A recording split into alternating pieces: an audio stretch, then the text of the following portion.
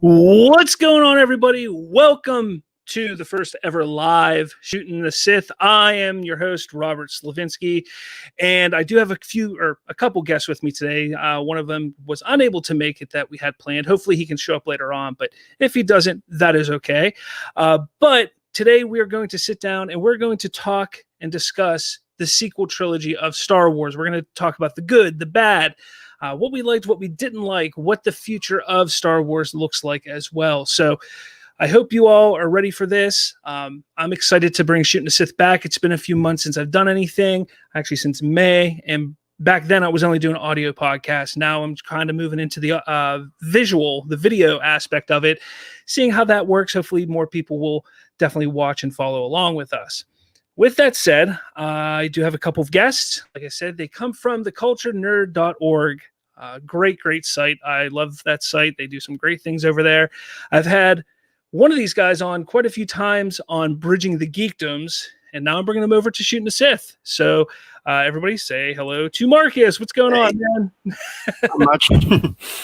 And I got another person from the Culture Nerd who I've actually never spoken with except for 2 minutes, about 2 minutes ago. And he is a good guy. He seems to be doing a lot of good things over at the Culture Nerd himself, but I'm looking forward to talking with him here and getting to know who he is and his love for Star Wars. Welcome, Shaun. What's going on, man? Hey, man. How's it going? What's going on? So I just kind of want to get into it here because there is a lot to talk about. So to do that, I want to start off here because I'd like to kind of cover what happened prior to the sequel trilogy. So the year was 2012. Star Wars fans around the world at this point had accepted the unlikeliness of ever seeing another live action film in a galaxy far, far away. 2005 seems so long ago, and while the prequels were still highly criticized, Revenge of the Sith, the final installment of the prequels, was a high note of that trilogy and appeared to be a fitting end to the beloved saga. That was until October 30th of 2012, when it was announced Disney had acquired Lucasfilm from George Lucas and that another film, Episode 7, would be made. While there were many questions regarding the ability of Disney being able to continue the saga in a way that would honor what so many had fallen in love with, we were told not to worry, as super producer Kathleen Kennedy would be taking the reins at Lucasfilm. As we got closer and closer to the release of the highly anticipated start of the Star Wars sequel trilogy, cast and crew began to be announced. Originally, Michael Arndt, known for Toy Story 3, Little Miss Sunshine, and The Hunger Games Catching Fire, was brought in to write the film based off of the outlines George Lucas had created. Sometime later, it was announced that J.J. Abrams, despite refusing the opportunity at first, was brought on to direct. However, this is where things began to get a little cagey. The creative team behind the new Star Wars trilogy was not keen on what Art had written to this point, so Kathleen Kennedy appointed J.J. Abrams alongside the Empire Strikes Back writer Lawrence Kasdan to take a shot at the script. According to Disney CEO Bob Iger, George Lucas, who was hopeful to stay on as an advisor, was unhappy with the direction everything was going and stepped away completely from the process. Despite some unfortunate events, like Harrison Ford breaking his leg on set and the constant rewrites during the filming, Episode 7, The Force Awakens, released on December 18th, 2015, raking in more than $2 billion worldwide in its run. This was a hell of a start for the new trilogy, and while the reaction was mixed, things seemed to be bright with Rian Johnson helming Episode 8 and Colin Trevorrow taking on Episode 9. Now, before we really get into everything, I thought it was important to just be reminded of what happened prior to getting the sequel trilogy. I think it is kind of setting the stage of what transpired over the better part of the decade where these movies were coming out. So I kind of want to explain to anybody who's listening or watching that what we're going to do, we're actually going to break this down into 5 categories: directing, writing, casting, the way the films fit into the overall narrative and story, and what the future looks like after the sequel trilogy. So I think at this point we can kind of get started with everything. The first thing I want to obviously bring up is the directors of the Star Wars sequels. And we're going to get into a lot here, Marcus and Shaun, about everything. And I'm sure you guys have a lot to talk about, but let's try and stay on point. If we go off on tangents, that's fine. I'm okay with that. But the better we stay on track, I think the better it'll be here. Now, we're going to talk about the directors right now of the Star Wars sequels. What are your thoughts? I mean, originally, J.J. Abrams was brought in for Episode 7. Rian Johnson was then brought in for 8, and then Colin Trevorrow was tagged to do Episode 9. When you first heard that lineup of directors, what was your thoughts on all of that? Anybody can start. Whoever wants to go. Go ahead, Marcus. Okay, so I have some really strong opinions about the directors. I think J.J. Abrams started it off strong. He kind of brought us back to that galaxy far, far away. Some people hadn't been fans of the franchise since maybe the prequels. Maybe they gave up halfway through the prequels. I don't know. But I think he did bring him back to like the roots, help people remember what made them love Star Wars from the very beginning. And I think that Force Awakens really reminded people what they wanted to see from Star Wars. But I think the problem started happening when The Last Jedi came around, and I think there was like a butting heads of directors. I will say they're both amazing directors, but they just had very different styles and ideas for the franchise, which I know we'll touch on when we get to like writing and how that fits into the story and whatnot. But like, in terms of directors, it felt like it was kind of like a tennis match. Like it kind of bounced from J.J. Abrams to Rian Johnson, then back to J.J. Abrams again. It was. I don't know. Like visually, I liked what they did with the movies, especially Rian Johnson. I will give him that, even though I don't like Rian Johnson as the director for the trilogy. But overall, I think the problem with directors is what definitely hurt the trilogy from my perspective, anyway. Yeah. What about you, Shaun? What's your opinion on that whole side of things? Well, personally, I didn't particularly like the prequels. Wow.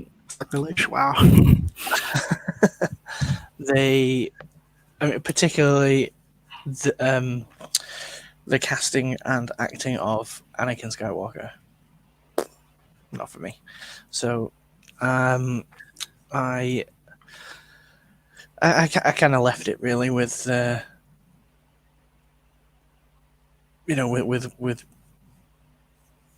with the sequels. The prequels, and I was kind of like, I'm probably not going to come back to it. I'll just ignore those ones, and I'll just watch the originals.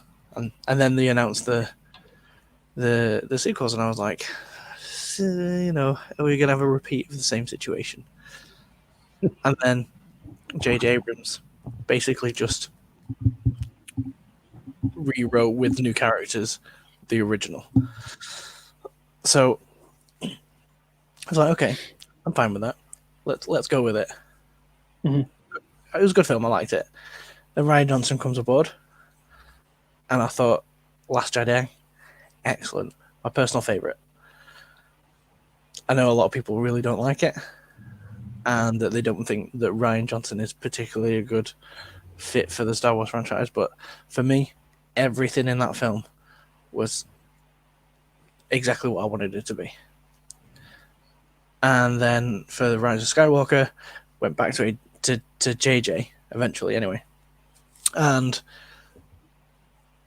it was still good, but he kind of went back to what he was trying to do in the first film, rather than have a sort of a continuation of where Rian Johnson had gone. So there was a lot of butting heads, and it did affect the trilogy, the saga in general. But I don't know. It felt like J.J. Abrams just wanted to remake the originals. Yeah, I totally agree with that sentiment. Yeah, I mean, for me, I remember when the search for the directors was going on back in like 2013, 2014, a time frame around there. I think it was 2013 to be exact. And I remember names like Matthew Vaughn, Jon Favreau, Ben Affleck even popped up at one point when they were talking about possible directors for The Force Awakens, or Episode 7 as it was known at the time. And I was excited about a lot of those names. I still think I would still love to see a Matthew Vaughn Star Wars. I think it would be a fantastic, approach for a Star Wars movie. I mean, he's done some pretty cool things when it comes to the X-Men, and he did the Kingsman also and stuff like that. Like, I think it would be fantastic. But when they went to J.J. Abrams, I think a lot of people were surprised because he just got off of doing 2 Star Trek films. And they're like, you're going to cross the paths of Star Trek and Star Wars? How can you do that? And, a lot of people forgot at the time, or didn't know at the time, I should say, that J.J. Abrams was molded by Star Wars. I mean, he was a student of Spielberg and Lucas, in a sense, growing up. And really, when it comes down to it, he was probably the best choice that they had at the time. He was still a young director because to that point, he did 3, maybe 4 films. He did Mission Impossible, Super 8, and then the 2 Star Trek movies. So it's not like he was a huge, huge director, but he did some pretty big movies and pretty big hits. It was actually a good idea. And I liked the idea of him coming in because I liked his visual style that he already put on the screen for Star Trek. Everybody makes fun of his lens flares, and absolutely, I think it's a little outrageous how often and how many he uses in a movie. But I was fine with that. I felt like, JJ's going to take this film and he's going to be the best man to start it, because we know and we love his mystery box form of storytelling. He's just really good at it. He kind of failed with that on the second Star Trek, but everything prior, and even his writing that he's done when it comes to Lost and what was the TV show he was on? Is it Alias? He does an amazing job with writing. So I knew that he was going to bring that to the table. I was excited about that. I was even more excited when Michael Arndt was doing the script, and I know we're going to get into writers here in a second, but I understood when JJ came on that they were going to go that route and kind of give him the writing as well, because of what he has done in the past with a lot of his films. So from a director standpoint, when it came to The Force Awakens, I thought it was a fantastic, fantastic idea to put him up there. Now, when it came to Rian Johnson, I only saw one movie of his prior to watching The Last Jedi, or even, I can't say prior to watching Last Jedi, but prior to it being announced that he was going to direct Episode 8. And that was Looper. Looper, freaking fantastic movie, if you ask me. Absolutely fantastic. But that's not what sold me on Rian Johnson. About, I want to say it was in 2013. So this was before he was announced as director. He did a podcast with Kevin Smith. I think it was either Smoothie Makers or Smodcast, one of the 2 podcasts that Kevin Smith does. One of the 900 podcasts that Kevin Smith does, I should say. But he was on there with Kevin Smith, and he spoke about, just like J.J. Abrams, he was a student of Star Wars. He got into film and got into writing all because of what George Lucas had created with Star Wars. So to me, I was like, that's what you want. That's who you want. That's the kind of person you want continuing this saga. If you can't have George Lucas, if George Lucas is like, hey, I'm done, I'm stepping away, you want people who are passionate and love the material and the franchise. So again, I thought when they announced him, that's another win. Colin Trevorrow, I was a little more meh on. And the reason being is I wasn't a big fan of Jurassic World. It was good, but it seemed like that was the only reason why they tabbed him, was because of the success of Jurassic World and how big it was in the world. And I think they were kind of just like, hey, he's a big director right now. Let's snatch him up so we have him and nobody else can have him right now. That kind of thing.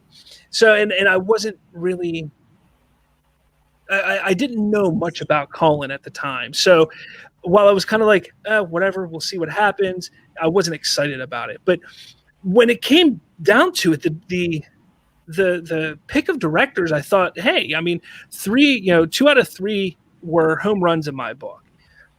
Now, when JJ did Episode 7, and I know everybody sits here and says, oh, he just tried to rehash A New Hope and blah, blah, blah, that kind of stuff. He did, to a certain extent. I completely agree with that. I can't deny that. I mean, come on, you got Star Killer Base comparing it to the Death Star. You have, the battle over Star Killer Base, just like the battle of the Death Star, and finding a lost soul on a desert planet, and all that kind of stuff. I mean, it all adds up and is being connected similar to the way that A New Hope was done. But it added some more elements to it and some flair that I think was really exciting and really, really interesting moving forward. Obviously, we were going to get the legacy characters. We were going to get your Harrison Fords, Mark Hamills, and Carrie Fishers, and Peter Mayhews, and Kenny Bakers, and all that kind of stuff. That was the plan, to bring all the legacy characters, Anthony Daniels, back as they could. But they didn't focus on that. And that is where my issues kind of came in with the sequel trilogy, because that's what everybody wanted. Everybody wanted the legacy characters and to see what they've accomplished and what they've done. But that's not to say what they decided to do wasn't a good idea, because I think, like I said, they made some bold decisions and some bold moves with the sequel trilogy. So before we get into the writing, anybody want to talk about anything else when it comes to directors, or did we kind of cover it all at this point? I mean, for me, going back to Rian Johnson, he directed, in my opinion, the single best hour of television in the history of television, which is Breaking Bad. Oh. Season 5, episode 14, Ozymandias. Now, I don't know if you guys have seen that, but I'm talking like real class act. I watched Breaking Bad. I caught everything, but I was not aware, and I didn't pay attention to who directed what episode. I kind of was just like, hey, I'm watching Breaking Bad. Cool. I've also had a thing when it comes to TV shows. A lot of times with a lot of TV shows, I'm not saying Breaking Bad was one like this, but a lot of TV shows, when it has a director, the director's just there in name. They don't really do much or add much to the actual show. But I didn't really pay attention to Rian Johnson's episode or episodes on Breaking Bad, because I think he did more than one, didn't he? Or did he just do one? Yeah. He did Manifest Destiny. He did Fly, 51, and Ozymandias. Okay. And you're right. I mean, Rian Johnson is a great director, and with The Last Jedi, my issues with that movie have nothing to do with direction, with cinematography, or anything like that. Mm-hmm. To me, that is what actually puts the movie up here for me. That I'm just like, wow, like this is a beautifully shot movie. There's a lot of moments in the film I really, really enjoy. For me, where that movie gets bogged down and where it kind of drops on the list for me is its writing. And we'll get into that in a moment. But and obviously we know Colin Trevorrow never actually got to do a Star Wars film. It came back to J.J. Abrams. But I think that discussion is going to kind of be better had when it comes to the writing of the sequels as a whole. Mm-hmm.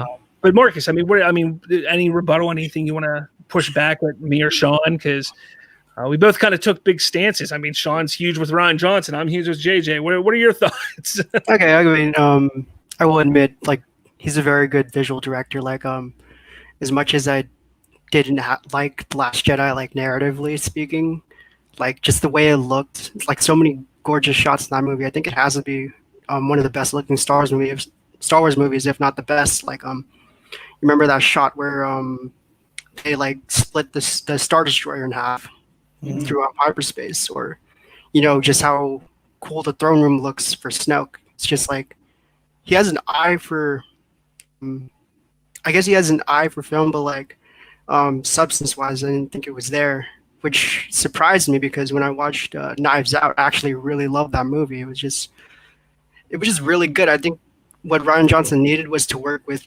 characters that weren't established. He needed to make his own characters. I think what he struggled with there was working with already established characters. I think that was the issue there. But yeah, and then going back to Colin Trevorrow as well, I'm sure we'll talk about it, but geez, I really would have loved to see this movie. Just hearing what he had planned for it. It sounded really good. Yeah. All right. Well, I mean, I agree when it comes to the Trevorrow stuff. I think his leaked script, I think it was just the first pass that leaked of his Duel of the Fates movie script that would have been episode 9 was absolutely phenomenal. And I am upset that we never got to see it. I think it would have actually been better than The Rise of Skywalker. But that brings us to this.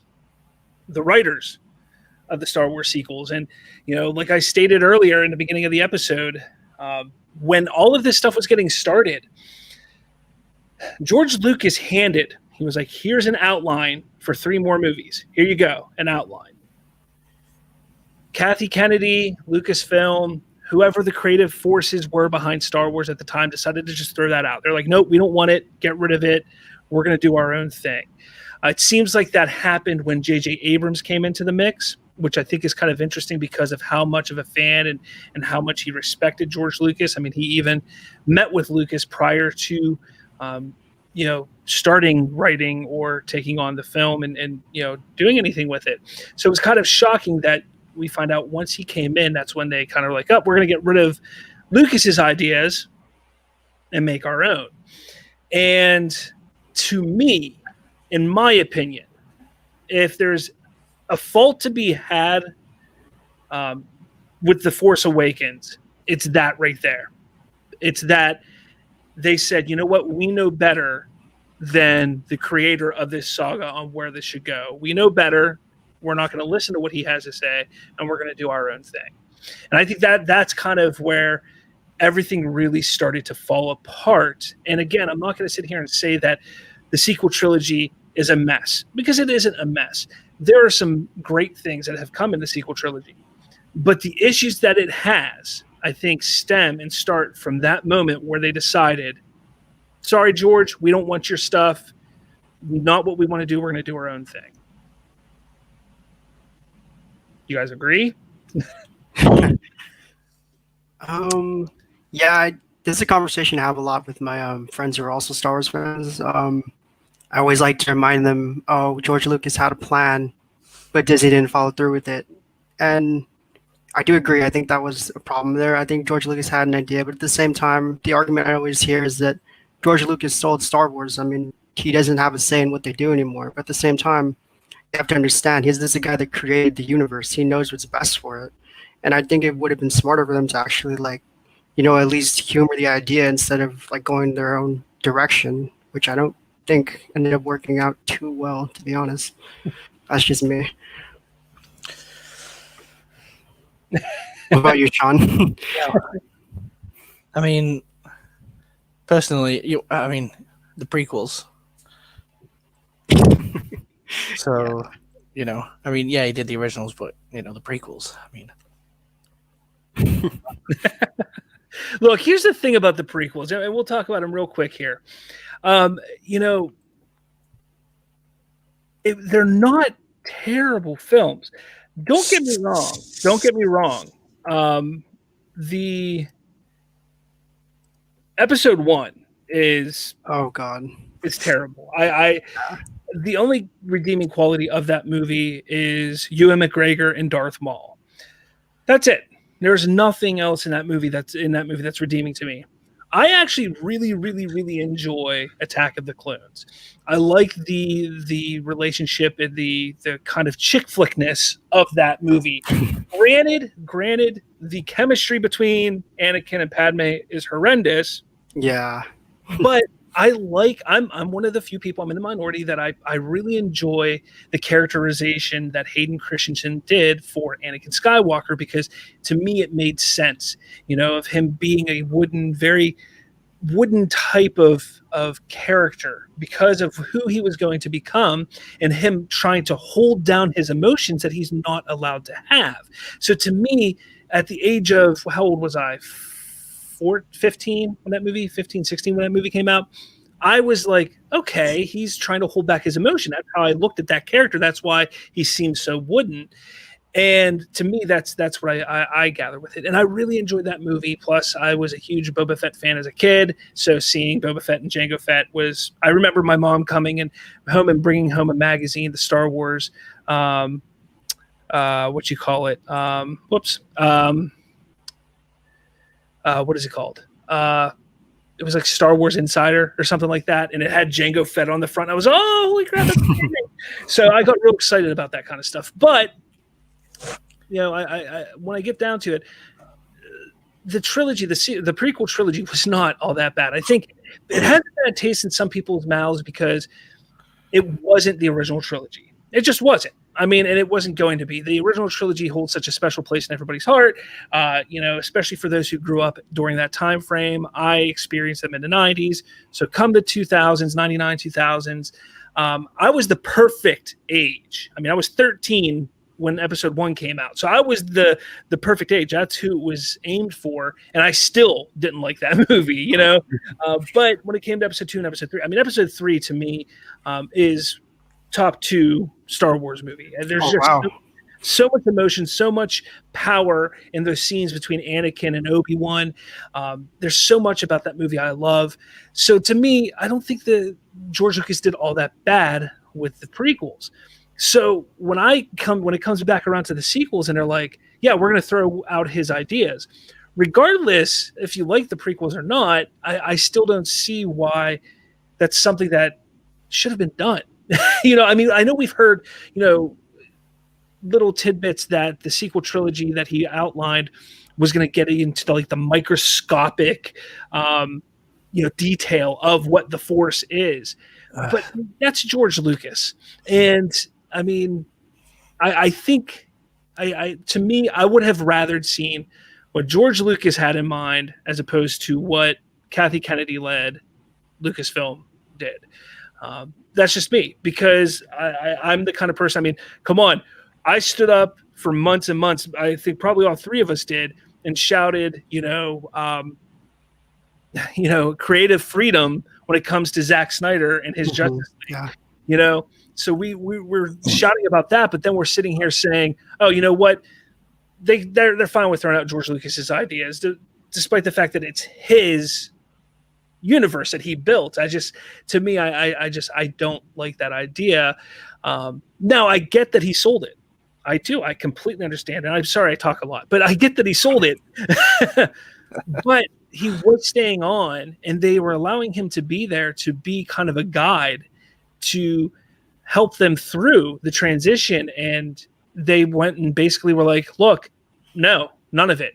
And he was like, how about this? And they're like, no. And he's like, well, how about this? And they're like, no. I mean, I don't know how it went, but the simple fact is they're like, yeah, come on, help us through. You know what? Never mind. Get out of here. That just seems wrong to me. I don't know. Maybe not for you, but to me it does. I understand where you're coming from like that. Yeah, that makes sense. It's like, don't be a douche.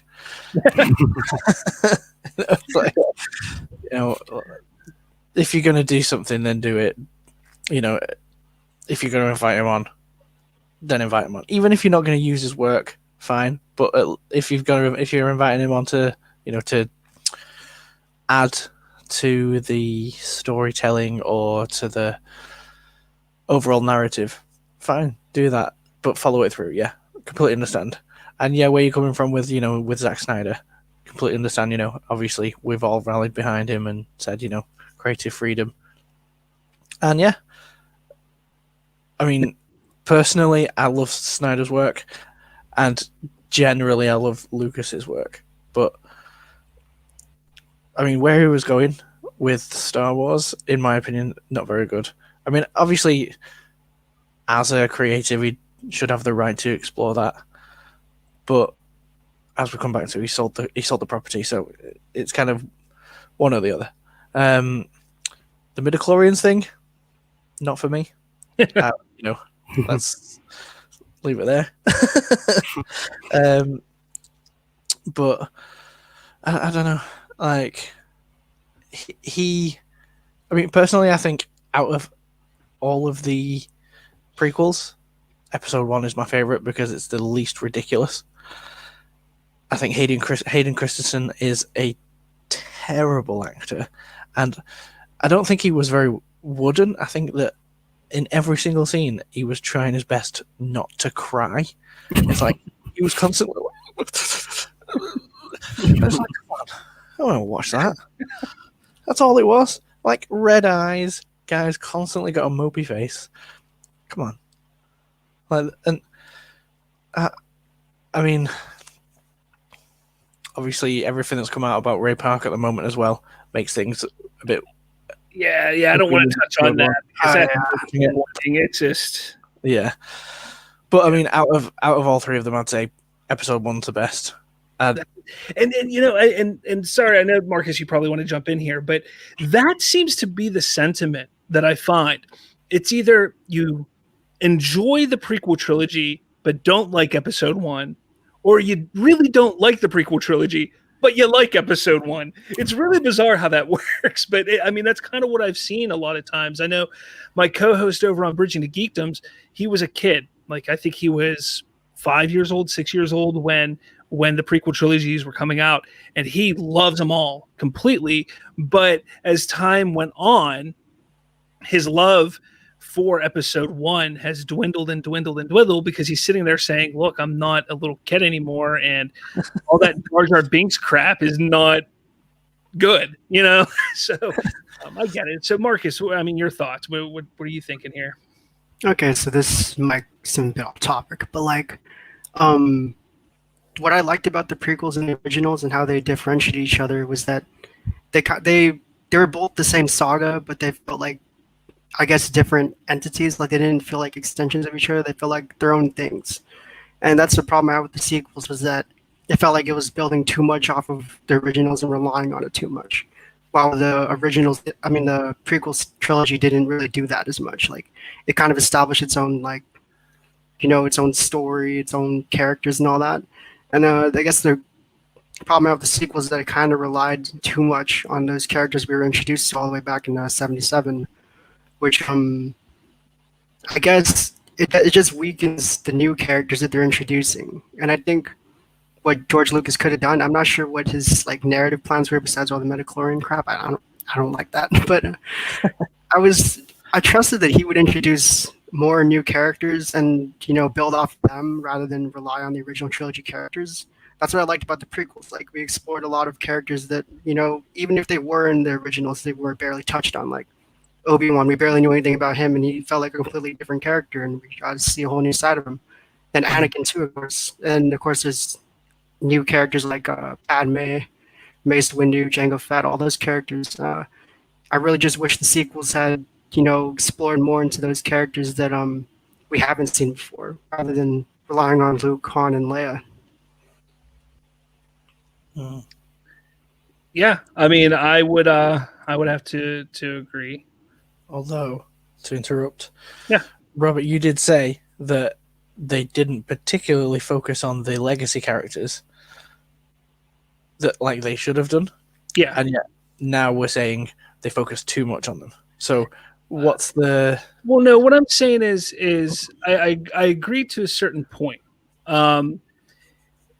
because I wanted more of the legacy characters, but for instance, I don't think they spent enough time with Luke Skywalker. I think they spent more than enough time with Harrison Ford of Han Solo, and there wasn't quite enough of Carrie Fisher, but we understand what happened there, and that was, you know, unfortunate what transpired. For me, you know, when we go to the sequels and like, if I were to sit down, there was no sequel trilogy, and they were like, okay, you being a mega Star Wars fan, Robert, you've been a fan since the 90s. You've sat in, while you were growing up, every single weekend, you sat on your living room floor with your Millennium Falcon, your X-Wings, and you watched those movies. What do you want to see from an episode 7, 8, 9? I would have said, I want to see what Luke Skywalker had created after defeating Darth Vader. That's what I wanted. I wanted to see how he moved forward as a Jedi Master, as a Jedi Knight, whatever you want to look at him as, how he moved forward in creating a new Jedi Order. That's what I wanted to see. And okay. I think I get what you're saying. Like, not so much the character themselves, but like the impact they had on like the future of the franchise. Is that what you're saying? Like, Yeah. okay, yeah, I can agree with that sentence here then. Because to me, you take a look at the prequels. The prequels, the only legacy character they really had in that movie was Obi-Wan. And that worked because we were learning what happened and how we got to Luke, Leia, Han, Chewie, all that. That's what we were learning. It would have been nice to see the transition to, okay, post Luke, Leia, Han, and Leia, Luke, Leia, Han, and I said Leia twice, whatever, Chewie. But it would have been nice to see that transition away from them. So whether they did it, in the first movie, they focused more on the legacy characters, but introducing the Reys, the Finns, the Poes, and through those 3 films, they transitioned to those characters, that would have worked. Or they could have planned, okay, we're going to do 2 trilogies like they initially stated. There was an interview that Kathy Kennedy did, I want to say in 2014-ish, where she said, we have plans, which now we know they had no plans, but they had plans for up to episode 12. And that would have made sense if they would have done it that way. Let's focus on the legacy characters and let them help bring in these new characters to then lead their own trilogy in 10, 11, 12. That's what I wanted to see. Sort of thing. Yeah. That's what I wanted to see. And while I agree that there's some things that they didn't like, okay. Han, I think there was a little too much emphasis on him in episode 7 because they wanted to make him like the Obi-Wan type of figure, like Obi-Wan was in A New Hope. To me, that felt weird because that wasn't who Han was. He wasn't the mentor type, and they kind of did that with him. Leia, she got a decent amount of screen time in 7 and 8, but she did a lot of nothing. Like she had a decent amount of screen time, but did nothing.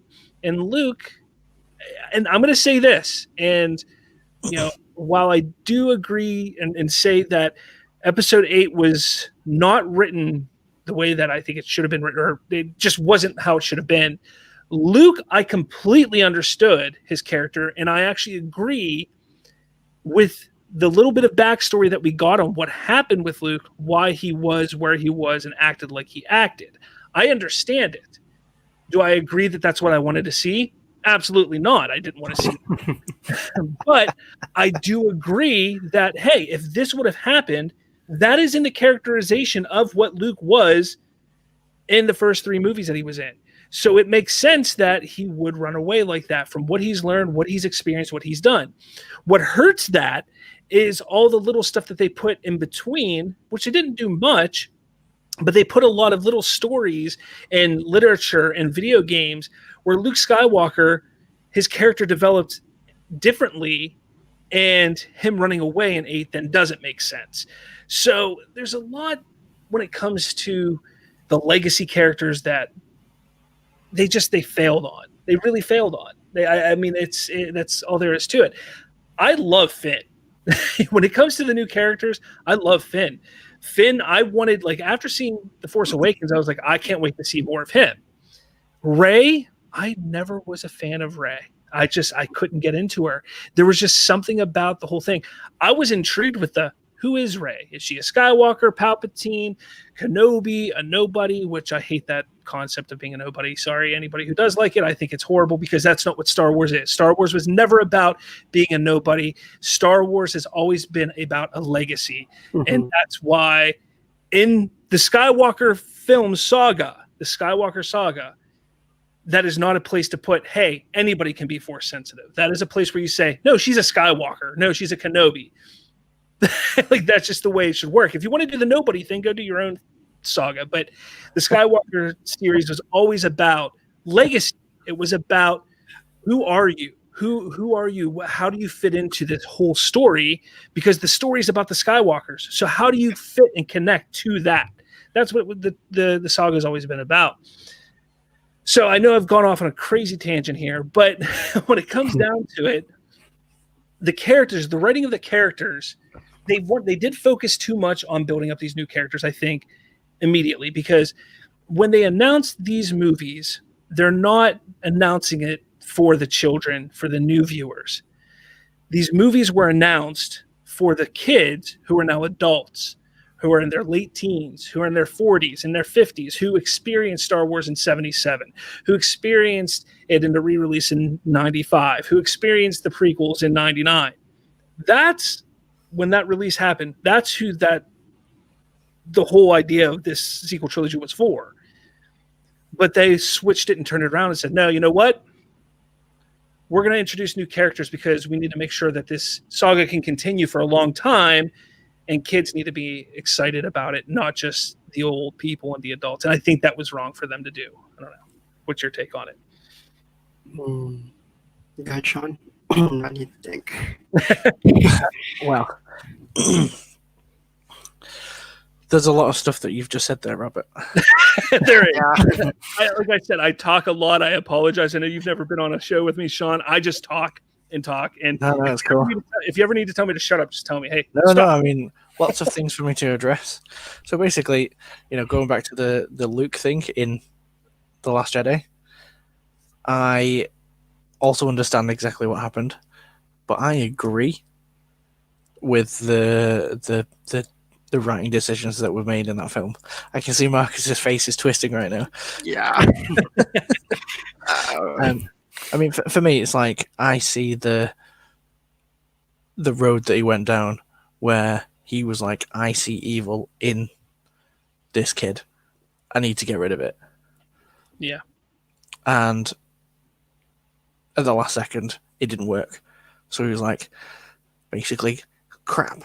I've gone against what what it is to be a Jedi. I've got to get out of here. And so basically just left. So he became a bit of a myth, a bit of a legend. And, I think that works. It works perfectly with the narrative that they were saying. It's like Kylo Ren, he was the grandson of possibly the worst Sith in, the most evil Sith that the galaxy had ever seen. Why wouldn't there be a strain of evil in him? Why wouldn't Luke try and stop that spark before it blew up? And why wouldn't he then feel the guilt of essentially murdering his nephew? So, I mean, there's a lot to it, but and I as I say, I agree with where they went with it. And what else did you say? There was other things that you said that I wanted to touch on. You mentioned about... I've lost myself now. I've lost my train of thought. Can I counter your Luke Skywalker point? Yes, you can. I mean, you can try, but yes, you can. Okay. So my whole problem isn't with the whole guilt thing going into hiding and becoming a hermit. I think in a way that's kind of reflective of what Obi-Wan did and Yoda. And I think it's totally in character for Luke to actually go into hiding for doing something horrible. But what he did, I just thought it was totally like out of character. Trying to kill Ben in his sleep. I think that was totally out of left field. It didn't make any sense for me because he saw Darth Vader, his father, who was already a corrupted Sith, ruling next to the Emperor, ruling over the Empire. He sees his dad, and he's still willing to turn him to light in Return of the Jedi. But then you see in The Last Jedi that he's trying to kill his nephew, who hasn't even done anything yet. It just didn't make any sense to me. Like, it felt out of character. Like, if he could see the light inside Darth Vader, who'd been corrupted for years and who had killed, like, I think literally millions of people, how could he just go on Ben like that? How could he just, like, attack him when he wasn't guilty of anything? He was just an innocent kid who probably didn't even know his power. That's the issue I had with Luke in the sequels. Here, let me counter that real quick, because that is an argument that everybody always brings up, and I'm with Sean here. I agree that the characterization based on what we knew at the time made sense for Luke Skywalker, because while he had a fleeting moment of that fear in him, you have to realize that he never had proper Jedi training. He trained with Yoda for what I think is like determined to be like a month, 2 months or something like that on Dagobah. And, he didn't have, a lot of formal Jedi training and understanding. He started late, and his fear, which he still utilized, he uses his fear and anger in The Return of Jedi. Like, he uses it to help defeat Vader. He stops himself from going too far when he notices, oh, geez, I'm to the point of no return. Like, I'm almost to the point of no return here as Vader lay before him. He looks at his hand, sees that he's turning into his father. That's when he pulls himself away. He's hit that moment before in his character development. At moments, he's hit that point.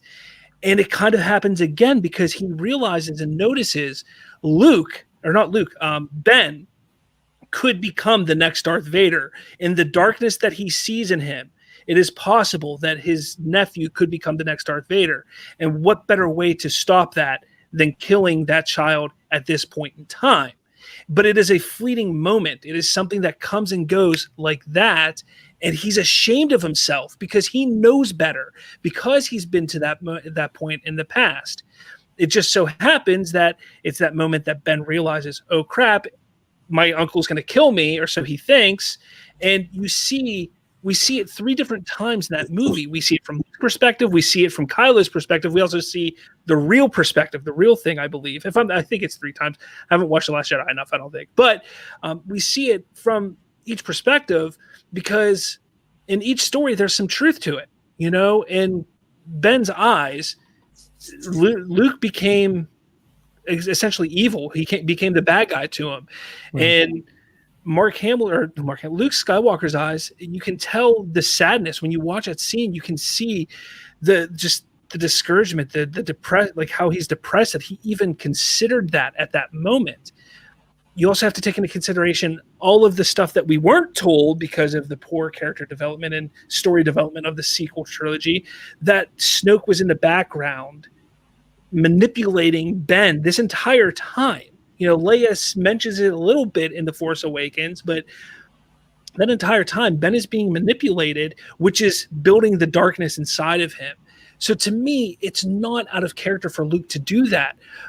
It makes sense because at that point, and I read the Rise of Kylo Ren comic series, which is a highly disappointment when it comes to a comic series. It gave us absolutely nothing in regards to the story, but it did. I mean, it gave us a little bit that, even Kylo was kind of like, shit, what did I do? What am I doing?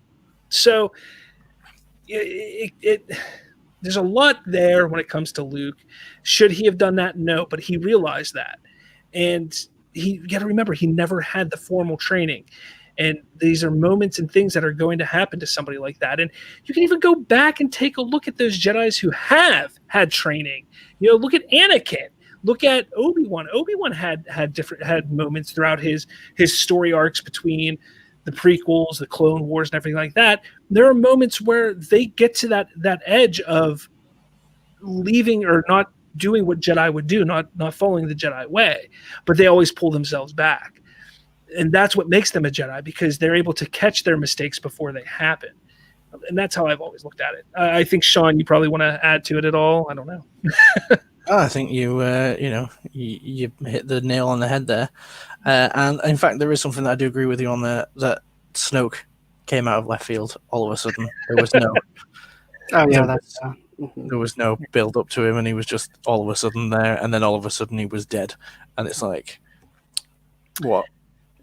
Yeah, that was kind of disappointing. I mean, let's kind of step away from the legacy characters. Let's talk about the new characters. I mean, we've only hit a couple of the points I wanted to hit here at this point, but let's talk about the new characters, Rey, Finn, and Poe, in particular. Those characters. What did you think about them? The introduction and the use of those characters. Well, or do you want to say? You want me to go first, or you go first? Yeah, you go first. It's fine. Okay. Like you said, Robert, I did not like Rey at all. Um, just another desert kid, except she had no personality besides being angsty over not knowing who her parents were or her parentage and all that. And I get it. They're like doing the whole thing that the trilogy does in mirrors. Each trilogy mirrors each other in a way. So I get what they were doing. They were redoing the lost soul, trying to become something greater. The thing with Rey is though, I felt like she didn't have any downfalls throughout the whole trilogy. I mean, sure, there are moments where you're like, dang, you kind of messed up there, but like not really. Like, okay, so you think about it, like how Anakin and Luke got their hand chopped off, for instance. Like they both got their hand cut off in the trilogy. You don't see a moment like that happen with Rey. It just seems like everything seems to go her way, even though she's the protagonist of the trilogy. She's supposed to be the challenged the most, but it feels like she's just reacting to everything. It's not the other way around. It's not character driven around her. It's just her reacting to stuff that's happening. And I think that's the problem with her. She didn't really feel like a character at all to me. She just felt like I guess a placeholder for a basic hero. And as for Finn and Poe, I think they both had potential, but they were just overshadowed by all the stuff going on with Rey and Kylo. I think the problem there was that they were so focused on that one storyline that they kind of overshadowed everything else. Like all the stuff with the First Order and the Resistance, I felt like it was kind of brushed over in the trilogy. Like it could have been explored more, in my opinion. But the idea of Finn, for example, Stormtrooper who becomes good. I mean, we haven't seen that before in a trilogy, but it's like it's utilized so badly after The Force Awakens. Like he doesn't do anything. I could talk about that casino scene in Last Jedi. Oh God, I'd probably fall asleep even talking about it. I literally fell asleep in the theater on premiere night during the Canto Bight stuff. Like, being as big of a Star Wars fan as I am, that bored me to death. The first watch, like, it was not interesting at all. But go ahead. Yeah, but it just felt like very political to me when they did that, and it told me, they don't know what the hell they're doing with him in The Last Jedi. And then, of course, The Rise of Skywalker came around. And again, they didn't know what they were doing. I think another problem with the main trinity of that trilogy, because of course in the prequels we got Obi-Wan, Anakin, and Padme. Then the originals we've got Luke, Han, and Leia. I feel like another problem was they didn't spend enough time together. The trinity for the sequels, like they could have had that chemistry, but they didn't do anything together. So it just felt weird seeing them working together in The Rise of Skywalker, because it didn't seem like they really knew each other that well, besides Finn and Rey. It seemed like Poe was just kind of shoehorned in there because he was buddies with Finn. And as for Poe, like, he just felt like a Han knockoff to me. I don't want to be mean to your Poe fans, but like, he just felt like a Han knockoff to me. So yeah, that's my opinion on the protagonist. I mean, I could talk about Kylo Ren, but I'm assuming you save that for later because you listed those three protagonists. Yeah. So. Interesting points there. I mean, real quick, you talked about Rey, and I kind of want to touch on Rey real quick here before you get into it, Sean. I agree 100% with you, Marcus. Not only that, and no offense to Daisy Ridley, like there's really I don't mean any ill will, because I'm sure she's an amazing person, but she was not built to lead in a film. She just isn't. I think her acting was great, but like, I don't think it was. I mean, I just don't think her acting was good enough to lead a massive blockbuster like Star Wars. There was just nothing. There was nothing about her that I was like, I want to see where she goes. I want to see, and that's why so many people. I think that's why so many people were so hung on the parentage of who she is, that when Rian Johnson was like, she's a nobody, everybody was like, oh, so there's nothing interesting about her. There's nothing interesting about Rey anymore. And that was kind of, I think, a big problem with that character there. And I don't know, maybe Sean, you can kind of shed some light on why I should like Rey more than that, because I think you probably like her for some reason, but So I do like her. Yeah, surprise. But I mean, it's because she's British, isn't it? Yeah, definitely that's That's exactly that. How did you know? We all stick together. Ah.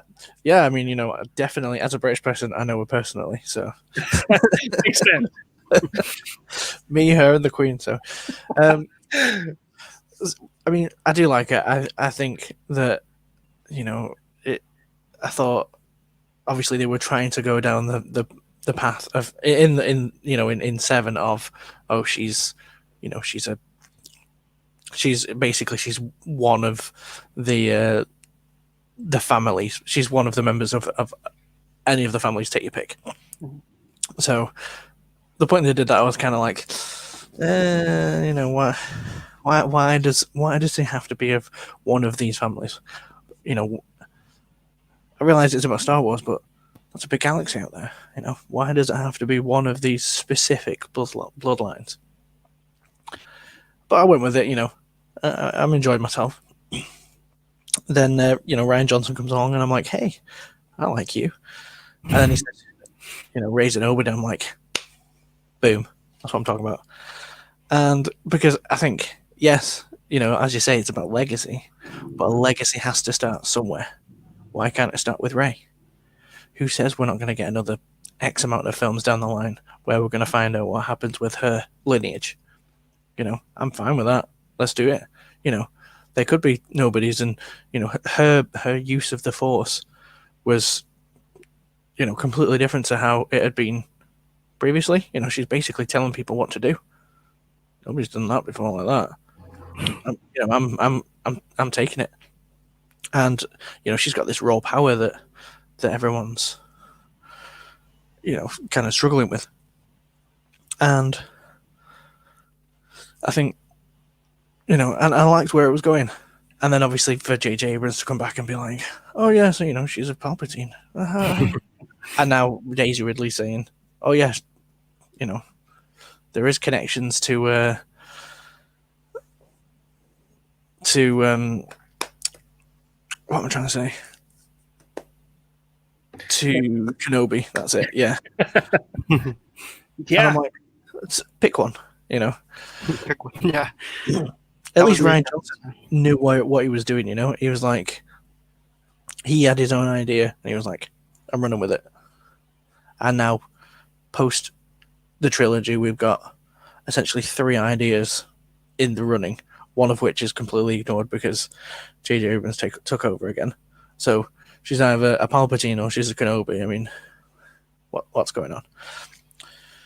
I think as an actress, I think she's great.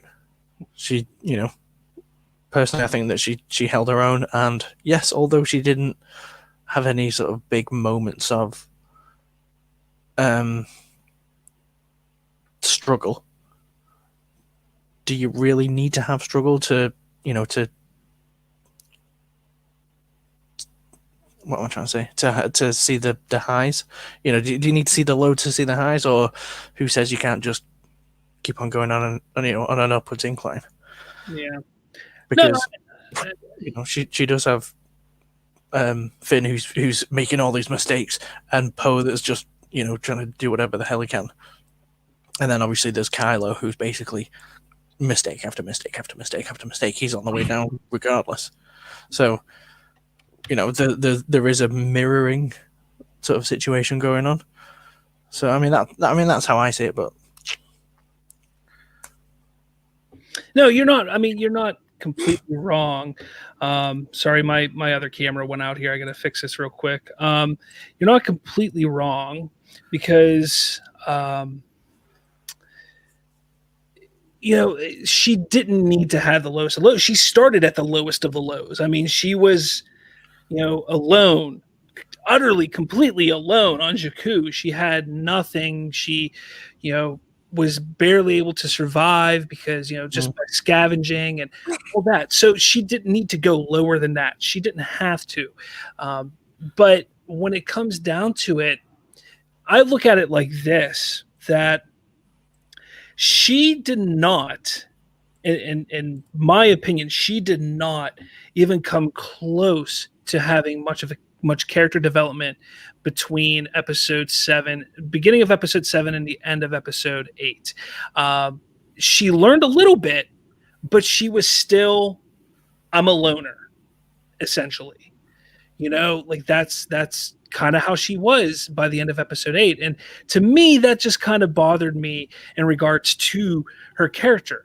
You take a look at Luke Skywalker from episode 4 to the end of The Empire Strikes Back. There is so much character development with him, because he wants to go out and he believes that there's more for him out there. Well, he finds out, yes, there is more for him out there. And not only that, but you are from a lineage of a great Jedi warrior, and you're going to become the next great Jedi warrior. And guess what? You're going to be the one that saves us all. Like, that's essentially what happens with Luke. With Rey, you don't get that. With Rey, it's, I'm a nobody. I live in a desert. My family's out there. Okay. Oh, look, there's something for me.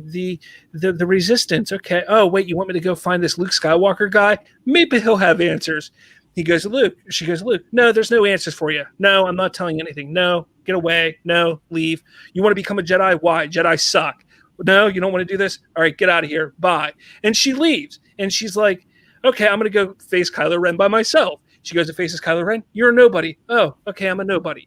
Where's the character development there? There's nothing there. There's nothing to build off of to be excited about for that, because you're just like, for 4 hours plus, we haven't learned anything new or exciting about her. Yeah, she has a weird potential with the Force. Well, dive into that more. Don't just say, oh, look, she breaks some rocks and she's angry a lot. That's all you get, like, it's just, to me, it was poor character development on her part. And what that comes down to is not that JJ failed in episode 7. And I'm not even going to say Rian Johnson failed in episode 8. Lucasfilm failed when they were going forward with this sequel trilogy, because they should have sat down and said, okay, our main character, our main protagonist is Rey. We want her to get to here. Okay? But there's going to be little check marks or checkpoints that she has to hit to get to that. What are they? They didn't do that. They're just like, all right, JJ, here. Oh, that's cool. So there's something mysterious about her. Cool. Hey, Ryan, why don't you continue that story? No, thanks. I'm going to do my own thing. She's a nobody. Well, everything that was set up in 7 is now meaningless and kind of separates the two movies from each other in a sense. Then you get to episode 9 and they're like, hey, JJ, come back. He's like, all right.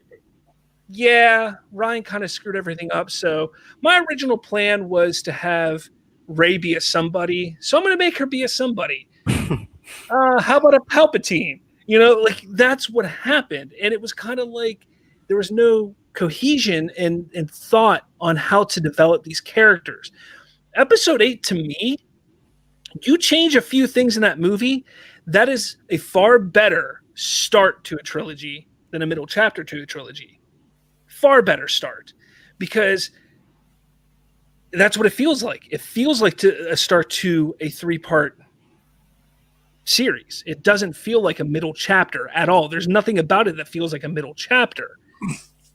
And that's that. They did the same thing with Finn. Finn was going to be a fantastic character, and they relegated him to going on a pointless adventure with another pointless character. Oh yeah, to bite.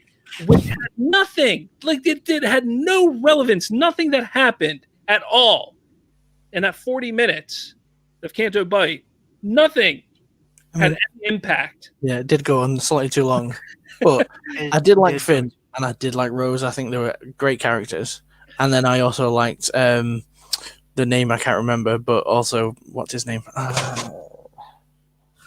DJ?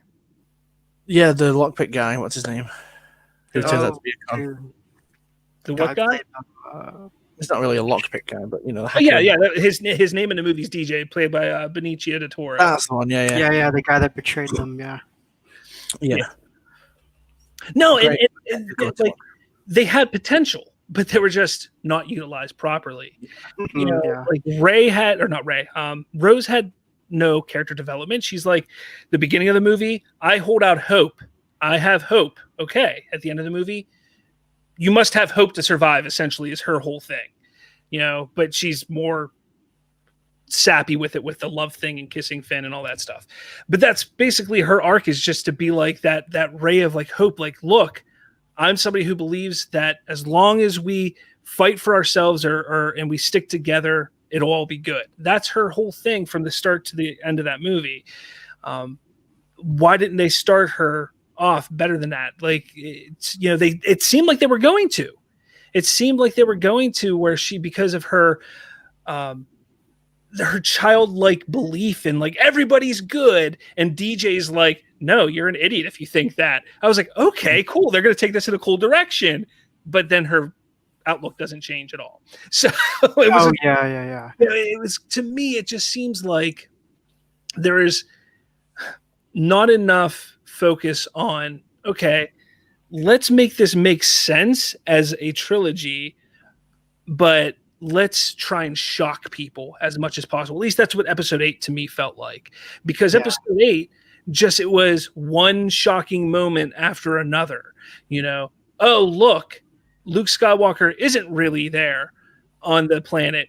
That's just a projection of him. Oh, look, Luke Skywalker is an asshole now. Oh, look, Snoke died. Oh, look, Rey's a nobody. Like, it was just Ryan trying to shock everybody at every moment that he could possibly shock everybody. And that's not what Star Wars is. And I'll even go one further and say what JJ was doing with Star Wars is not what Star Wars is either, because Star Wars was not about a mystery box. It was never about this, oh, who is this person? Where's this person from? Like, when it came to Luke Skywalker, it was Luke is from Tatooine. Luke has a father who was a Jedi who fought in the Clone Wars next to Obi-Wan Kenobi. He was a good friend. And then a Jedi that Obi-Wan knew, killed his father, hunted down the Jedi and killed them. That's all we knew. We didn't need to know anything else. We're like, okay. So the moment, like, we thought we had Luke Skywalker's background. The moment that Vader's like, no, I'm your father, we're like, what? No. And even in 70 or in 80, when that happened, people questioned it. Like, you can see reports, you can see news articles and stuff online. You can find this stuff where they're like, when this reveal happened, nobody believes it. Is it true? Is that really going to be what it like? That's what they were questioning, because even after the fact, they thought Vader is such an evil villain that he could be lying and it would make sense for him to lie. But what JJ was trying to do was trying to set a reveal like that up. And that's not what Star Wars ever was. Star Wars was like, here's a story of a person, and if there's a reveal to be had, cool, and if it shocks everybody, cool. So they really approached the sequel trilogy in such a poor manner, and that's what disappoints me, because, like I said earlier, I was excited. JJ being a student of Lucas and Spielberg, and Rian Johnson just being influenced so much by Star Wars to become a filmmaker. You sit there and you think, like, and that's the best you guys could do. Did you really pay attention to what you learned there? And that's my opinion. I don't know what you guys think about all of that. I put out. You've got some good points there, mate. Yeah, like, the direction that the sequels went in was completely a different direction than the prequels or even the original trilogy. Yeah. Go on, Mark. Okay. I always say this whenever I'm talking about Star Wars and why I don't like the sequels. I always felt like the first two films of that trilogy were both set up, because like it doesn't work like that. The Rise of Skywalker had to carry so much of that narrative of the whole trilogy just because they set it up for two whole films, and it didn't work. It was too much. Like, they didn't establish their characters well enough to the point where it felt like it was paying off in the Rise of Skywalker. I think that was the main problem there. They didn't know how to I guess they didn't know how to like move forward. All their characters were just kind of reacting to stuff happening around them. They weren't growing as characters. I said it before, they're just very reactive. They're not they're not growing as characters on their own accord. They're growing on accord of the narrative, which I don't think makes for a good Star Wars story. That's fair. Yeah. Yeah, I think if JJ had got a sequel, a trilogy of his own, and Ryan had got a trilogy of his own, that would have been fine. Even if they weren't connected. Definitely, because like there's just a lack of cohesion there. Because like you see it's like going in one direction, and then Ryan Johnson takes it another direction, and then JJ's like, "Wait, let me take it back again." It's like you got to figure out what you're doing. That's why I like Trevorrow's script, the alleged leaked script. That's why I like that, because it stuck with what Ryan Johnson established. It didn't try to revert things back like The Rise of Skywalker did. And I think that's what that trilogy needed to do, because not only was it concluding the story, it was also doing, like, I guess, damage control or whatever. So, yeah, it was just too much to carry for a trilogy.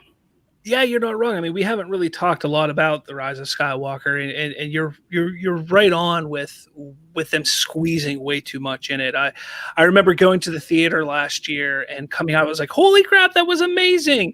I cried. I cried in the movie, but that's coming from a fan since 1995 who has lived with those characters probably more than 95% of the population of this world, because of they were my friends growing up. I've said this on my podcast so many times. Like, to me, Han, Luke, Leia, Chewbacca, Anakin, Obi-Wan, they were my friends when I was a kid, because that's who I hung out with on the weekends. That's who I would get home from school Friday night and I would throw in A New Hope or watch it on television if it was on HBO or something. Like, that's what I did.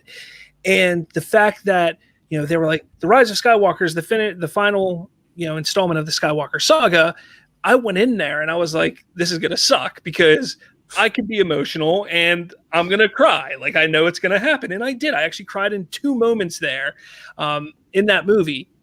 And, I sat there and I came out of the theater. I was like, man, it was good. So then I went again with my kids, because I don't take my kids the first time I see a movie, because I'm very picky about being disturbed during a film, especially the first time I see it. So I went by myself with my friends, and then I took my kids the next day, and we have a big family event. That's the one thing I've loved about Star Wars, that when it was coming out every year, it was kind of like a tradition with my family. Like, once a year, let's go see Star Wars.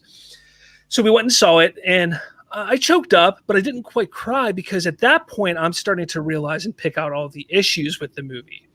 And that's it. I saw it that second time, and I didn't watch it again until it came out on Disney Plus, I think it was. It came out, and I watched it again, and I sat there just appalled.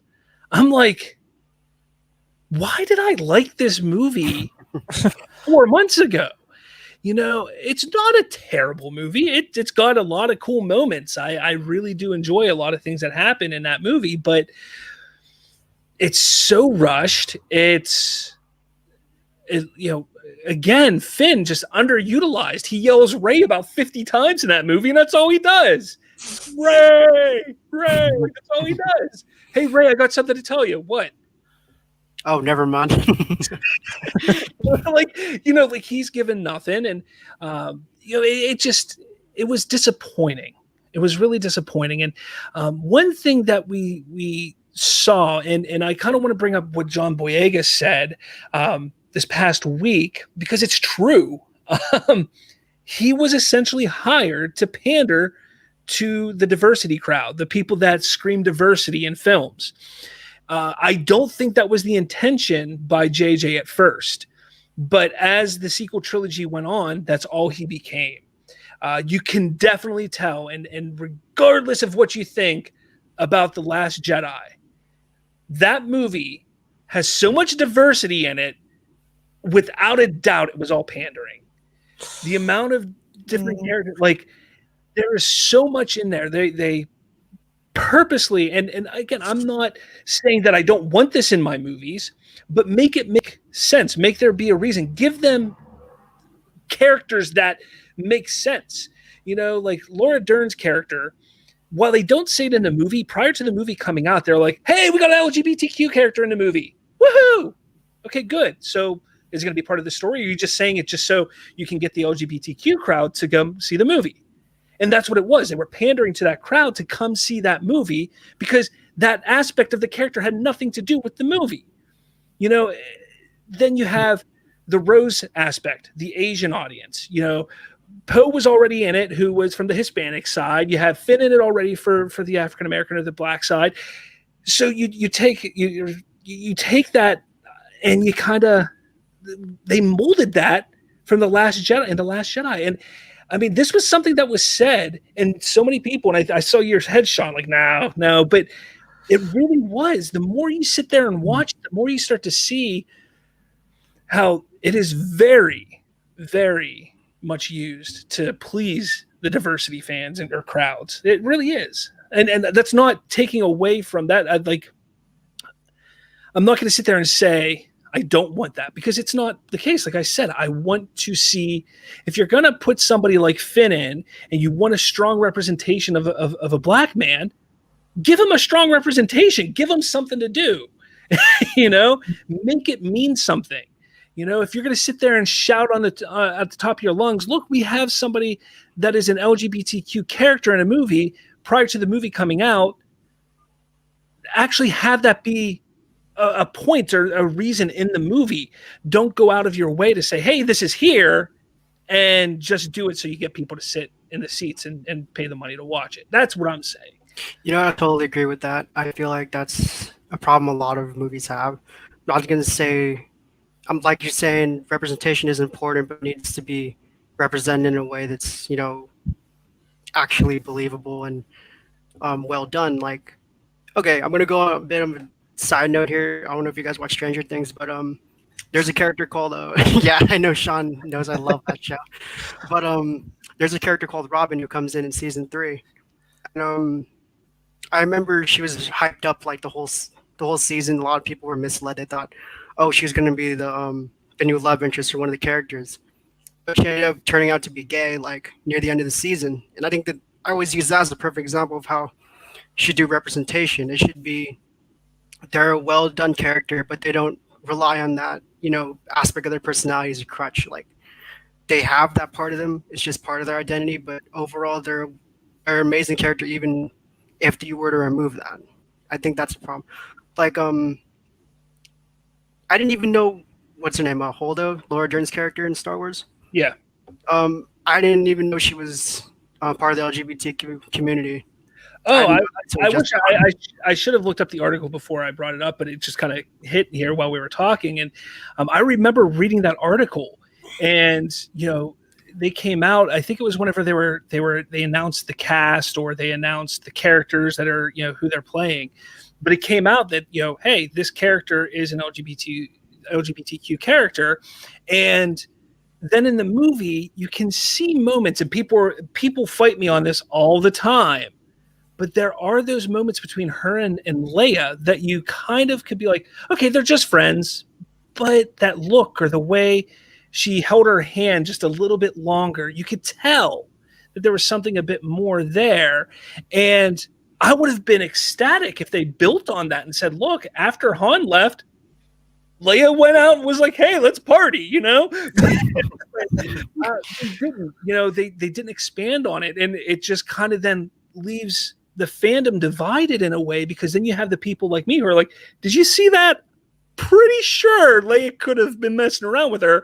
But then you have people like, no, not at all. No. It's like, well, they did come out and say Laura Dern's character was LGBT. No, it doesn't matter. They could just be friends. And it kind of split the fandom. You had people fighting about that. And that's just not what they should be doing. You know, the beauty of what George Lucas created, you know, if you think about it, his characters were diverse. They're aliens. I mean, they're all diverse. Everything that Lucas created was diverse. And, you know, bringing Lando in episode 5 wasn't hey, look, we got a black man. It was, hey, look, it's Billy D. Williams being all suave and stuff like that. Like, that's what was cool about it. It was, he had a reason. He had a solid arc in just one movie. And then it continued in the next film. You know, you look at it, and look at Leia's representation as a woman, the strong woman. again, he had a diverse cast. He had a diverse story that utilized his characters the best way possible, whether they were woman, black, straight, man, alien, big hairy dog, walking carpet, whatever you want to call it. Like he utilized everything the right way. Whereas the sequel trilogy, Disney-fied it and they pandered, because that's what Disney does. Yeah. I mean, you take a look at what they've been doing for the better part of a decade now, and that's what they're doing. They are pandering, and I'm shocked that they don't get called out on it more. I give a lot of credit to John Boyega for doing that, because John Boyega, I mean, Disney's one of the biggest companies in Hollywood, and he basically was like, hey, Disney, stop it. Cut it out. But when you think about it, somebody had to do it. And I think it was a good thing that he did, because you start to then sit back and realize there's people who haven't seen that. They sit back and go, holy crap, he's right. He is talking some truth here. And it's a shame, because the sequel trilogy, again, I don't hate it. I love so much of what came from it. I am a huge fan of The Force Awakens. I really, really enjoy that movie for what it is. The Last Jedi is an enjoyable film in itself. It doesn't fit the trilogy format, in my opinion, but it's an enjoyable film. And then you jump to The Rise of Skywalker, and that's kind of where it starts to fall off. But again, there's so much good with it. Like, I love the lightsaber battle on the Death Star wreckage. I think it is fantastic. I love Han Solo. I love the memory of Han Solo being what pulls Kylo back from the darkness, because it is alluded to in Episode 7 that he is the only one that can do it, because he is his father, and there's the payoff 2 movies later.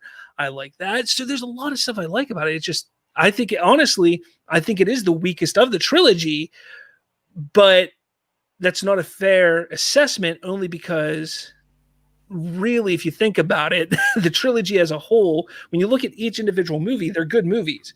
But when you think of it as a whole, I think the trilogy fails in a way. And that's kind of what we're jumping to here now is, do the Star Wars sequels fit within the overall saga? And with the exception of having Luke and Leia and Han in it, in bits and pieces, I don't think it fits within the Skywalker saga.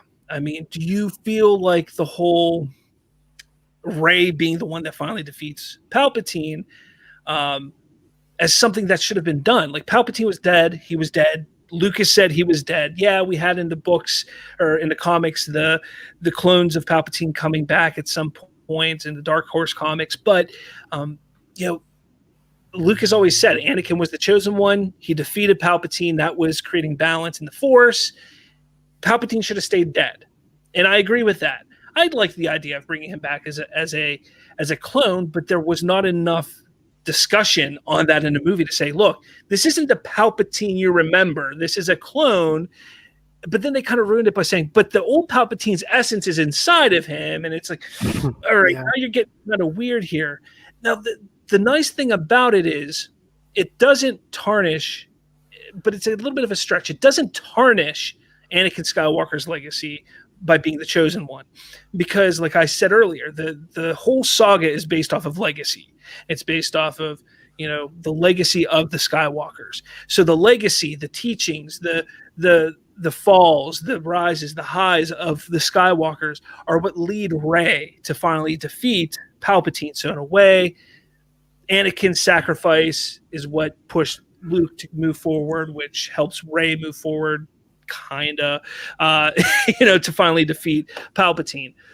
But in a way, in my opinion, the sequel trilogy fits less within the Skywalker saga than the other two. Obviously, the other two sagas or trilogies do, I should say. Well, what are your thoughts? I totally think the sequels seem to be hanging off the end of the original 6 movies. It doesn't feel like it fits together at all, in my opinion. I'm going to say this, and I'm going to probably offend a lot of people, but it feels like fan fiction to me. That's what it feels like. I think the main problem I had was it actually kind of counters what you said about Anakin, but I feel like it kind of undid the whole point of Anakin's character in the original 6 movies. I think what tied the original films together was Anakin's presence there. He was the one that started it as a chosen one, being discovered by Qui-Gon, and he ended it by being the one to free the galaxy of evil. And so, I don't know, the sequels just kind of spit on that. Like, the thing that pissed me off the most was that Kylo Ren never learned that his grandfather turned back to the light at the very end of his life. You have to believe that at some point he was told that. Yeah, that's what annoys me so much. Like, I think the way they could have perfectly tied together and would have sold me on the idea that the sequels were definitely connected to the original 6 movies. Because if they had like Anakin's Force Ghost come back to Kylo, tell him, "Hey man, get your shit together, stop being a dick," you know, I just wish that's what happened, because it just kind of spits on what happened. See, that doesn't work because it had to be Han Solo that pulled him back to the light. Where they should have put Anakin is in either Force Awakens or The Last Jedi. And they should have put him in there, and Anakin trying to say, look, stop what you're doing. And it should have been Kylo pushing back and saying, you're wrong. You were wrong for turning back to the light. You know, the darkness is the way to go. Like something like that. Because then you would have understood, okay, Anakin has showed up. He understands what Anakin did. He understands all of that. But he's fallen down the darkness so much. Snoke has manipulated him so much. He is evil. Like there's no getting past that. He doesn't honor Anakin. He doesn't respect Anakin. He respects and wishes to complete what Vader did, not Anakin. And that would have been a lot more impactful in understanding and developing Kylo Ren, which we really didn't talk about, because I think Kylo Ren, Adam Driver, was fantastic in this trilogy. He's the best in your characters, I think, definitely. But there was so much potential that they missed in developing him as a character and understanding his reasons behind everything, that everybody keeps saying, oh, Anakin should have been the one that turns him to the light. I disagree. Anakin should be the one that he's pushing away to fall deeper into darkness, not Luke. Anakin. I think that would have been a lot better. That's an interesting idea, actually. But I still stick with the idea that I think Anakin should have been. You know, I think that's an interesting way to look at it, but the fact that Anakin wasn't involved at all is what annoys me the most. Like, the fact that he had such a presence in the first 6 movies, and then the sequels are pretty much like, oh yeah, so he kind of died for no reason. Palpatine's back. So, yeah. I think that obviously Kylo was almost constantly trying to win the approval of Vader, basically. Mm-hmm. Even though he's obviously dead and he's not going to talk to him or whatever. But I think that Luke should have been constantly haunted by the Force Ghost of Anakin, because of everything that has happened. Basically, you know, since he tried to off Ben, he should have just been haunted by the ghost of Anakin. That should have been like the what am I trying to say? That should have been the reason why he was trying to stay hidden, basically, because it's the consistent guilt. But I mean, Kylo, great. I'm completely done with everything that happened with him, and I'm losing my train of thought again. It's late. It's 1 o'clock in the morning for me. So okay. Well, let's move it to here. I mean, sorry. Yeah. I don't think they particularly fit in the overall saga. That was it. Yeah. Okay. They're disjointed from each other and from the overall storyline. And that's the thing. I think that's what hurts it the most, is because there was just so many eyes and so many hands in the pot trying to go in different directions that it lost its way rather quickly, because they were trying to squeeze so much into a 3-episode arc, a 3-movie arc. I often have said, even after The Force Awakens came out, I've often said they should have made this not episode 7. They should have made it 10, 11, and 12, and then gone back after we got all the reveals, similar to how they did the originals, and do 7, 8, and 9 and see how we got to 10, 11, and 12. I thought that would have been a cool idea. And I'm sure it's something they talked about, but Yeah, I mean, you're right. There was so much, things that were disjointed and not talked about well enough to move forward. Now, one last question, and try and keep your answer short. We're at an hour and a half at this point. I got to start finishing up here for getting my kids ready for bed. Where do you see the future of Star Wars going? I'm going to start with you, Marcus, on where do you think they're going to take the franchise after the mediocrity and the somewhat success of the sequel trilogy? Where do you see them moving everything at this point? I hope they take a break from the movies. Besides Rogue One, and I think Rogue One was really good, but still it was kind of so-so. I think they should stick with what they're doing with The Mandalorian, exploring the universe through Disney Plus limited series, I guess. It helps expand the world, but it also doesn't detract from the main Skywalker story. So I think if they want to continue doing film or TV adaptation of Star Wars, that's the route to go. And I think Jon Favreau and Dave Filoni, great men to be in charge of the franchise. They know exactly what they're doing. They have a very clear passion for it. So yeah, I think those two should be put in charge of all those Disney Plus projects. So yeah, Kenobi is looking good from what I've heard about it. I know it's not much, but just hearing about Kenobi, I'm pretty sure they've got good plans coming forward. Yeah, Sean? I agree with what you're saying there, basically. Although I would like to see, maybe a trilogy set somewhere else, in the Star Wars galaxy or something that's completely disconnected from the Skywalker saga, and it's somebody else who's discovered the Force or something, or it's like maybe a more scientific version or something like that. Give it a different spin. I think that'd be nice. Although people have pushed it towards, they're turning it into Star Trek or something like that. This is my thought, real quick here. This is my pitch to Lucasfilm to come to me and say, "Hey, we want you to help write a story." Here's my point. They, in about 5 to 10 years, go revisit and do episode 10, 11, and 12. Obviously, Rey and Finn will be main characters. We'll see Poe leading up the New Republic and all that kind of fun stuff. That's what we're going to see. The antagonist, Broom Boy, from the end of the last. No, hear me out here. Make it where in that year or two between the end of The Last Jedi and the beginning of The Rise of Skywalker, Kylo Ren took on an apprentice, Broom Boy. And much like Kylo Ren, he's during that time, he was taught to be evil. He was manipulated by Kylo Ren, just like Kylo was manipulated by Snoke.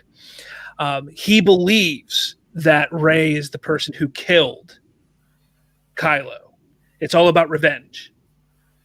He believes that Rey killed Kylo, not that Kylo turned good, because who knows? Who knows about Kylo becoming a good guy? Nobody knows. Mm-hmm. He turned good, helped Rey and died. Like, he didn't stop and say, "Hey guys, I know, First Order, look, it was cool and all, but see ya."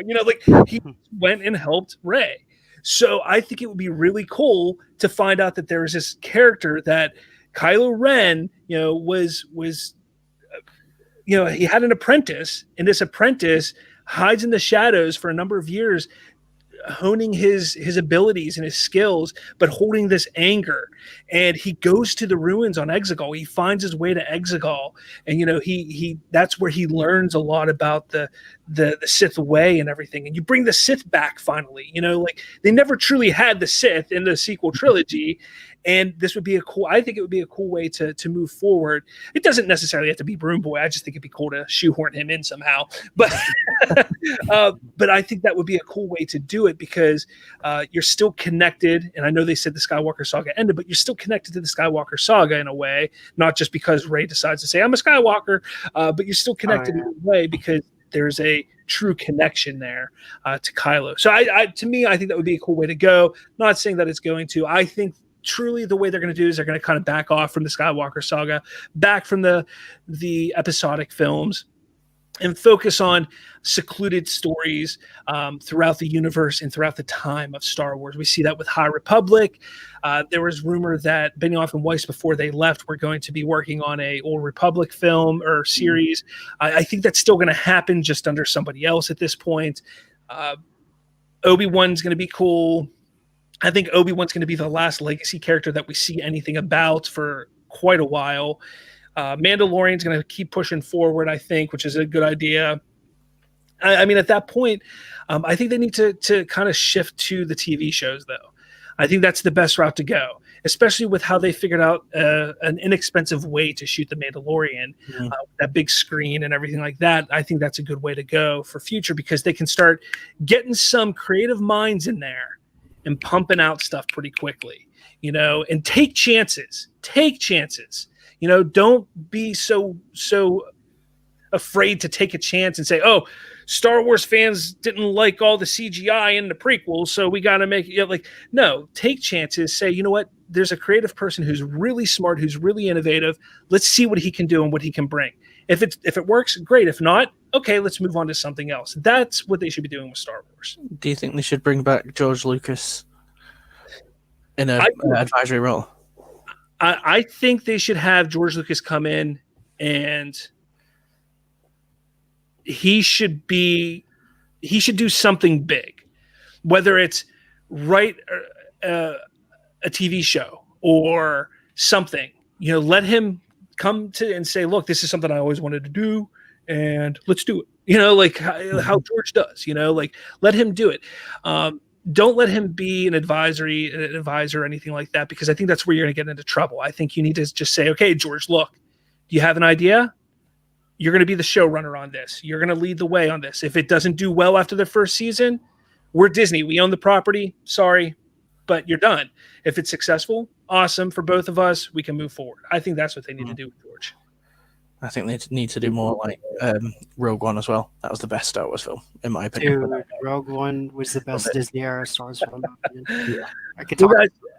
We could talk on it a whole bunch, and maybe next month, maybe that's what we'll do. We'll talk about the Star Wars story films that have come out, maybe, and discuss those, because this was over an hour and a half long and we didn't even cover everything we wanted to cover. We talked a lot, but I want to thank you guys for coming on. It was great doing our first live show here for Shootin the Sith on YouTube and on Facebook. Everybody who watched or is listening, thank you. It's great being back to this. Again, this is going to be a monthly show. If we start to get more Star Wars news, I'll start putting out episodes a lot more. I may do quick reviews on The Mandalorian once they start coming out and releasing. Might be a short 30-minute video of me reviewing those episodes when they come out. But other than that, thanks, guys, for coming on. I do want to quickly share and promote you guys right here, because you guys do and stuff for theculturenerd.org. It is an amazing site, guys. You guys are doing a great job over there. I give you so much credit for everything you're doing. So much of it, I find myself on here every single day looking and seeing what new stuff you guys put on here. So keep up the great work. Thank you. Thanks. But if you want, I know TJ, or not TJ, sorry, Marcus, not TJ, sorry. Marcus, you can't be found on Twitter, but you need to get a Twits. You need to. We're going to keep saying this until I get one on. I'm going to keep saying it. And Shaun, you too. You got to get on the Twitter. That's where it's at. I despise Twitter. It is so toxic, but it is a necessary evil whenever you're doing something like this. But yeah, thanks for being on, guys. You're welcome. Thanks for having us. Yeah. You guys take it easy. Have a good night. Get some sleep. All that fun stuff. Stay safe. You too. Bye-bye. Bye. All right, guys. There it is. That is the first live episode of Shootin the Sith. Thank you for joining and watching. For more, go to there we go. Go to spoilerverse.com. That is where you're going to find so much of the great content from Shootin the Sith, Bridging the Geekdoms, and more. Also, I want to throw this out here. We are looking for writers. We are looking for you. We want you, the people out there who enjoy writing, talking about pop culture, doing reviews on movies, video games, TV shows, all that fun stuff. We want you. So please head over to spoilerverse.com. find either the Join Us tab or find this article here. We're looking for writers. We're looking for people who are passionate, who are willing to be part of a growing podcast network / pulp culture site. With all that said, guys, thanks for watching. You can find us. Oh, hit that subscribe button, hit that like button, all that fun stuff. You can also find the show, the audio show, on Spotify, Apple Podcasts, Google Podcasts, all that fun stuff. But with all that said, thank you for joining. Thank you for watching. And I'll talk to you all next month.